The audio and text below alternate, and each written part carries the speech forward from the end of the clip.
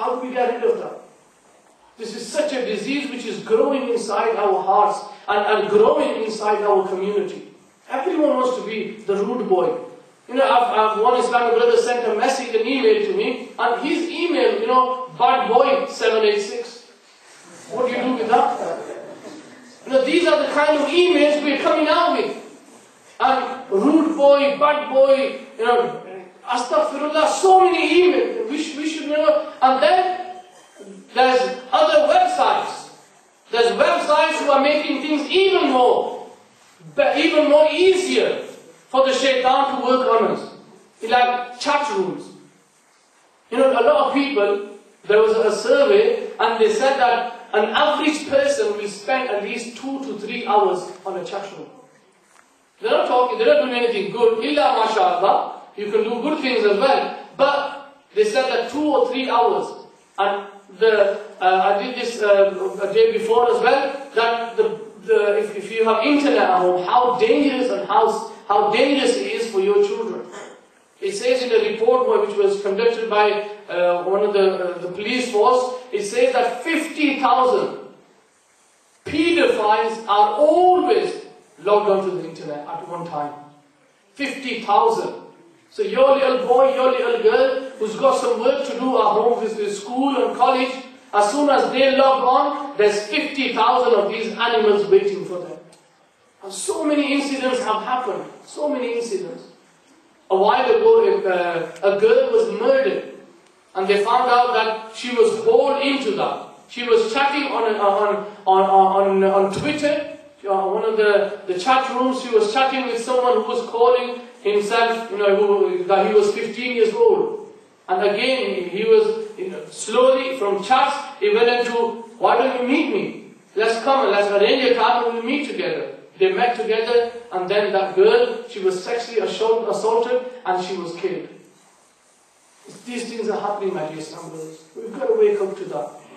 We've got to wake up and we've got to save our children. We've got to, you know, a father or a mother, you would never ever, when our son or daughter are born, for 2 years we are so protected. You know, have this TB jab, meningitis jab, this jab, that jab, so that they don't catch the disease. What about this disease? This disease is a disease which we are openly inviting into our homes. In America alone, 100 million people have got access to internet. 100 million people. And it's growing day by year. This survey was back in 2005. And it says every year this is increasing. Or this is another weapon of the shaitan to have that behayai in our house, in our homes. So many times, you know, even if you are as a parent, and even sometimes we all, those of us who use the internet, some of us use the internet for our work, some of us use for our business, for other things. But yet, even though, as soon as you log onto the internet, if you've got no control over the pop-ups, you know, where that girl who was murdered, her mother says that she spent a lot of time. So this is a way that you can recognize the symptoms. For example, if you think, you know, we're all going to be really wary of having internet in our house, but what are the signs that they are falling into that disease? The sign is they will not spend time with you because they've got other friends now.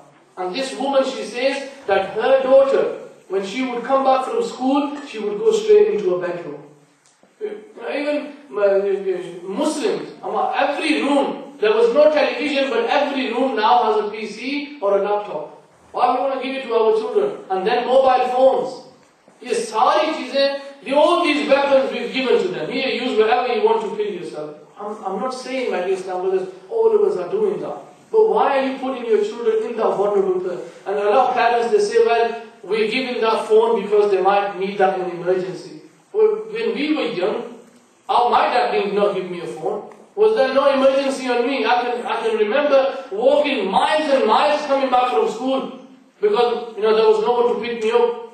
So I still survived. The majority of us was the same. We still survived. Why is it that there's an emergency now? Puri duniya mein emergency nafaz ho gaya. Emergency. You have mobile phones to your kids. They need a PC. They need that. Or phir aista, slowly, these websites, these chat rooms are popular. And they are so popular with the kids. Wallah, a few weeks ago, I didn't even know the names of these stupid websites. But now, and I asked the kids, my classroom, I asked them, what is Bebo? What is Twitter? What is Facebook? All these, I never knew them. But they all know them. Why? Because they are encouraged from school, they are encouraged, and from parents, they don't know what they're doing. Seriously. I'm trying to wake up the parents. That your children, if they've got all these websites, if they've got an account with them, do you know what they're looking at? Seriously. Do you know what they are doing? Do you know when they come back from school, why they go upstairs? Why they're not spending time with you? If that is the reason, my dear Islam brothers, then that is a sign that you need to take control now. May Allah Ta'ala reward us, and may Allah Ta'ala forgive us, and may Allah Ta'ala increase our iman and our taqwa. Things are really, really bad, my dear Islam brothers. I'm not here to scare you so that we can go back home and have sleepless nights. Yeah, we should have sleepless nights. Because of the environment and because the shaitan is out there destroying our iman. The shaitan, not only the shaitan himself, we read in the Quran, min al-jinnati wan-nas, they can be humans and they can be jinns. The shaitan himself is a jinn. But Allah Ta'ala is referring to the shaitans who are humans. What do? How do we protect them? That is why Ala-Hazrat Rahmatullahi Ta'ala in one of his poems he says, Suna jangal, raat andheri, chai badli kadi hai, sone wale jagte rahiyo, choru ki rakhwali hai. It's black night, you're in a jungle. Would you go to sleep? No, you will not. You can never go to sleep. Why? Because you're going to be scared. In that same way, my dear Islam brothers, the reality of this world is that it is a black night. It's exactly the same. I'm not saying to you that you go home and you have sleepless nights forever and ever. What I'm saying to you is go home and get everything in order. If you have children, look at the websites they go. And don't be thinking, oh, that's privacy. They are your children. They are under your protection. If you are not going to protect them, no one is going to protect them. No, school will protect them. They're not protecting them. You know, I was speaking to one of the Islamic brothers who teaches in the schools. And he says that the environment in school is so bad. It's so bad, especially with children who are in high school. He says, Wallah, it's so bad. These same children will scribe off from school with their girlfriends, with their boyfriends, whatever they are. They'll scribe off from school, and these same children will be going to the madrasa at night. Parents, they don't know. They don't know what is happening. How many times have we been to the school and to sit with the head teacher or the teacher and just to sit down with them and ask them about our children? What are they taught? What are they taught? And how are they improving in their studies? Never. We don't have time. Very busy we are. I've come out of one job, I've got to go to the other. What are you doing it for? I'm doing it for my children. You're not doing it for your children. You're just making a fool of yourself. And if that same child, when he grows up, you are not giving him time, you are not giving him his attention, that attention he needs. There was a beautiful email this Islamic brother he sent me, and don't know if it was true, but anyway, alhamdulillah, it was something which is seriously is happening.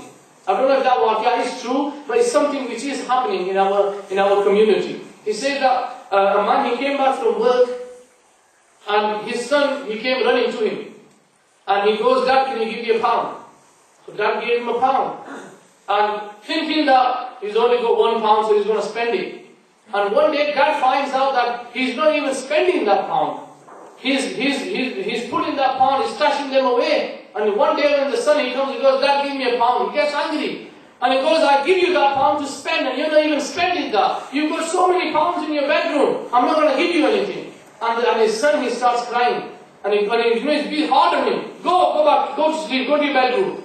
So the son, he goes crying upstairs and he tucks himself into the bed. And then the father, he feels sorry for himself. He goes into his son's bedroom and he goes inside and he sees his son was crying. And he sees his son was crying. And when he lifts his son's head and he says, my son, I was giving you that £1 every day. Why are you asking me for another £1? When you got all these pounds here. He goes, Dad, how much do you get paid per hour?